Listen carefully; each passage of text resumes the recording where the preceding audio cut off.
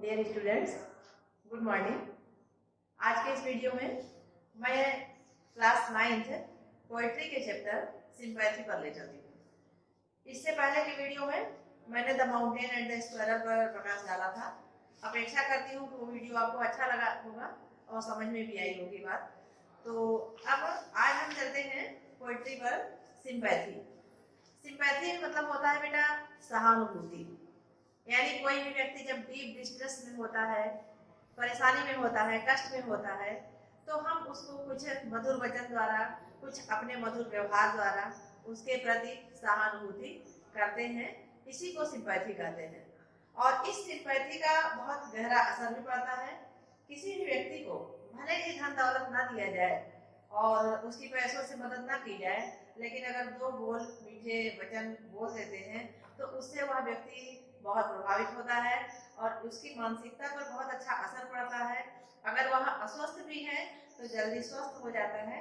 तो इस प्रकार से हमेशा हमें मीठे वचन, अच्छे वचन, सहानुभूतिपूर्ण व्यवहार लोगों से करना चाहिए। इस पाठ के माध्यम से कवि हमें सहानुभूति की शिक्षा देता है। आइए फर्स्टली हम सिंपैथी जो हमारा चैप्टर है, जिसको हिंदी में सहानुभूति कहते हैं, इनको चार्ल्स मैके ने लिखा है। इस पोएट्री के पोएट हैं चार्ल्स मैके, जिनका जन्म 1812 में स्कॉटलैंड में हुआ था और इनके देहांत के विषय में कहा गया है कि इनका देहांत 1889 में हुआ था। तो आइए सबसे पहले फर्स्टली हम चार्ल्स मैके के बारे में जानते हैं। Charles Mackay was born in Perth, Scotland on 26 March 1812। यानी 26 मार्च 1812 में चार्ल्स मैके का जन्म स्कॉटलैंड में हुआ था। Although some sources say his date of birth was 27 March 1840। कुछ स्रोतों से यानी कुछ अन्य स्रोतों से ऐसी जानकारी मिलती है कि उनका जन्म 27 मार्च 1814 ईस्वी में हुआ था। यानी इनके डेट ऑफ बर्थ में कुछ भ्रांतियां हैं। कुछ लोगों का कहना है कि इनका जन्म 1812 में हुआ था और कुछ अन्य लोगों के अनुसार उनका जन्म 1814 ईस्वी में हुआ था। He was as poet, यानी कवि तो थे ही, जर्नलिस्ट पत्रकार भी थे, ऑथर लेखक भी थे, नोवेलिस्ट उपन्यासकार भी थे, एंथोलॉजिस्ट एंड सॉन्ग राइटर, यानी सॉन्ग भी लिखा करते थे। यानी यह राइटर, पत्रकार, लेखक, कवि होने के साथ साथ गीत भी लिखा करते थे।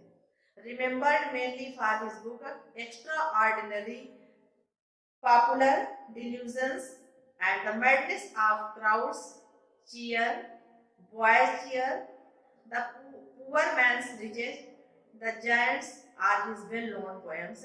He died in 1889। यानी इनके द्वारा कई प्रसिद्ध पुस्तकों का संपादन किया गया, लिखा गया। उनमें है firstly extra ordinary popular delusions, दूसरा है मैडनेस ऑफ क्राउड्स, तीसरी बुक है चीयर, चौथी बुक है बॉयज और एक बुक उन्होंने लिखा चीयर।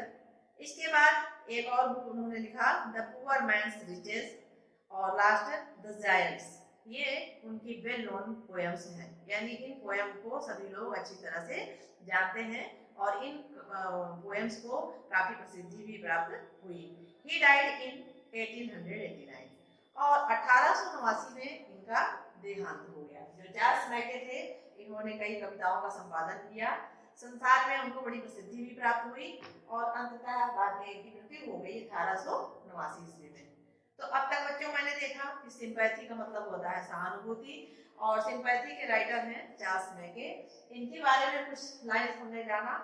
अब थोड़ा सा इस कविता को समराइज कर लेते हैं और इस कविता की सराहना में कुछ शब्द बोलते हैं जिसको आप सेंट्रल आइडिया भी कर सकते हैं। The poet successfully brings out the importance of man's attitude while helping others. The poet, कवि जो है, सक्सेसफुली सफलतापूर्वक brings out the importance of man's attitude, मनुष्य की विचारधाराओं को सामने लाता है व्हाइल हेल्पिंग अदर्स, जब वह दूसरों की सहायता कर रहा होता है। यानी जब कोई व्यक्ति किसी की सहायता करता है तो उस समय निश्चित तौर पर वह कुछ सहानुभूतिपूर्ण व्यवहार भी किया करता है। वर्ड्स ऑफ काइंडनेस यानी दयालुता भरे शब्द have great effect on a suffering person. Suffering person यानी जो व्यक्ति किसी परेशानी से गुजर रहा होता है, किसी कष्ट से गुजर रहा होता है या बुरे स्वास्थ्य से परेशान है, अगर उसको 2 मीठे बोल बोले जाए तो कवि का कहना है कि यह उस पर बहुत ही अच्छा और ग्रेट प्रभाव डालता है, ग्रेट इफेक्ट डालता है।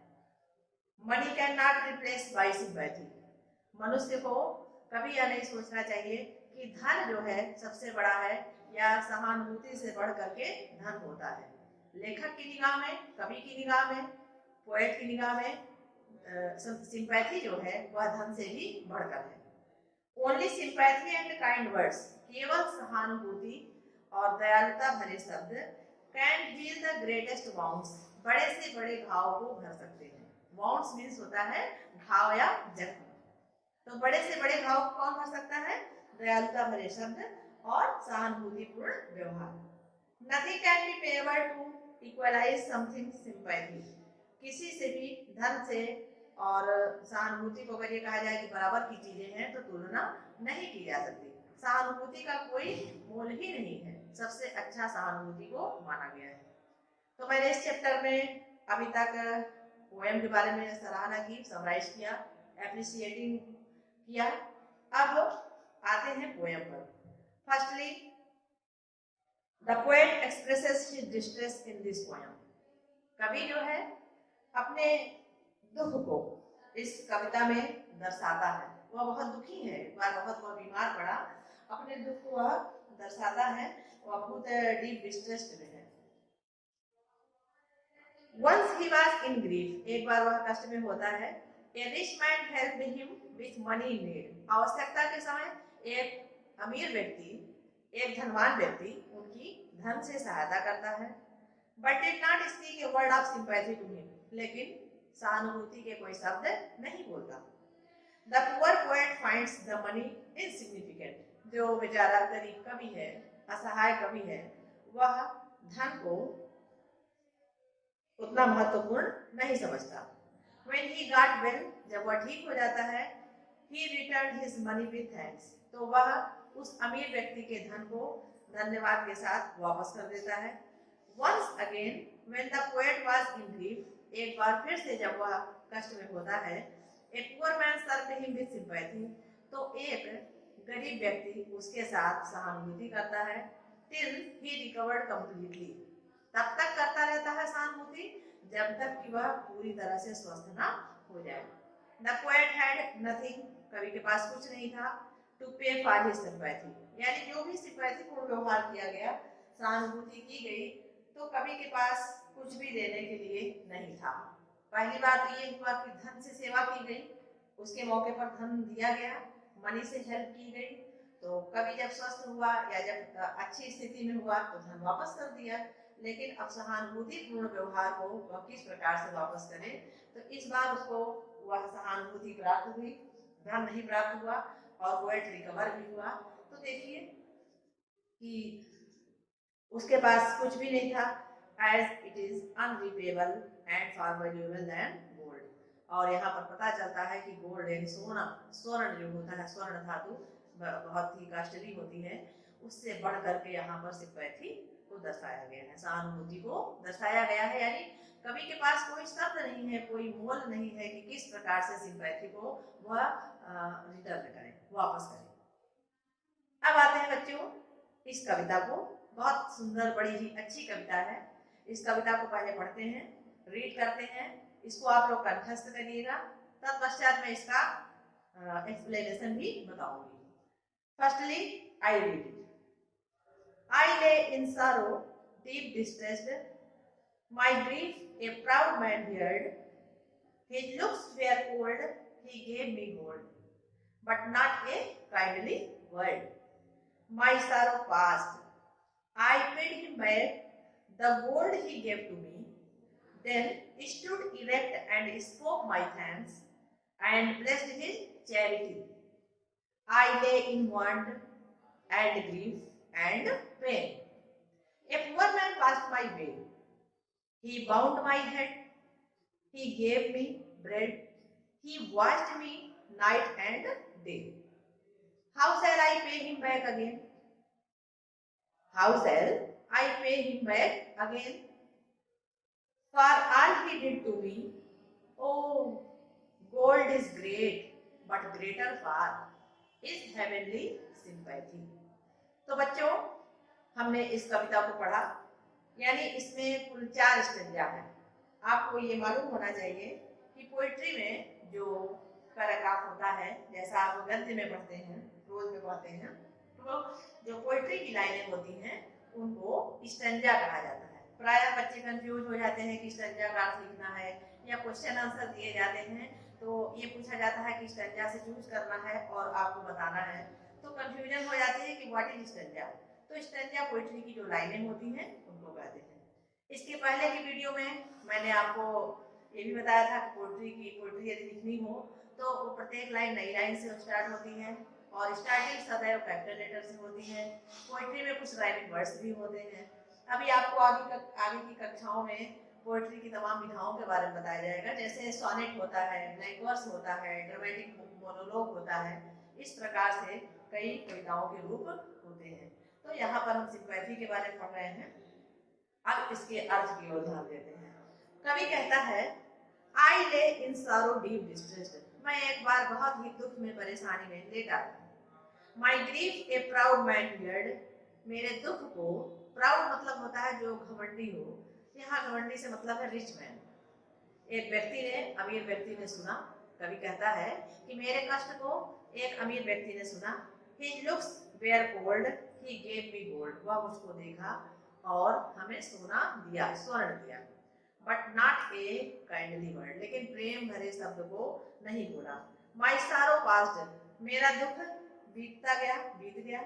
I paid him back, और जैसे ही मैं स्वस्थ हुआ मैंने उसके दिए हुए गोल्ड को रिटर्न भी कर दिया। The gold he gave to me, जो भी उसने गोल्ड हमें दिया था। Then stood erect and spoke my thanks and blessed his charity. एक बार फिर पुनः गोल्ड वापस करने के बाद I lay in want and grief and pain, मैं दुख और दर्द में, कमी में, परेशानी में पड़ा हुआ था।